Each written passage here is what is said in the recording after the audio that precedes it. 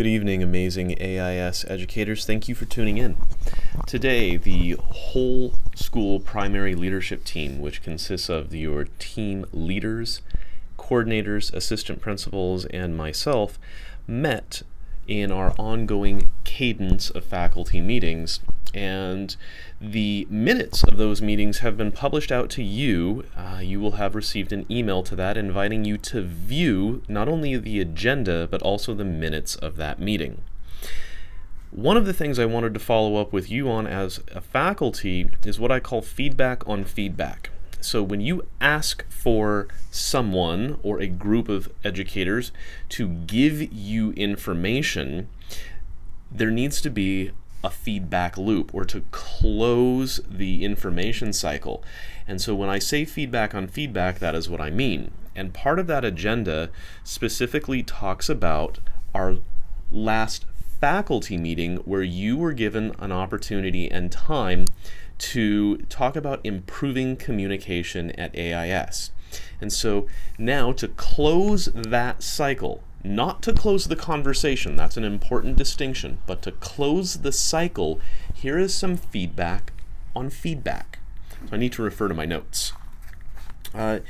Specifically, your team leaders did an absolutely amazing job today of forwarding your observations and suggestions in regards to improving communication at AIS. So please rely on your team leaders. They're doing an amazing job. So specifically, there is one overarching theme that you have provided feedback on, and that is reducing the volume of emails. And specifically, your suggestions for improvement are, you don't need emails about weekend trips, for example. You would really like people to stop hitting the reply all button. The timeliness of emails also came up, and the example would be, I just received an email 5 minutes ago about the HSBC representative being available. Had I known in advance the HSBC representative was there, I probably could have made arrangements to go do my banking needs. You don't want to receive emails that are not germane to you. So for example, when people hit the primary button or the primary group, you're receiving emails that don't necessarily have a lot of importance to you as an educator or to your grade level.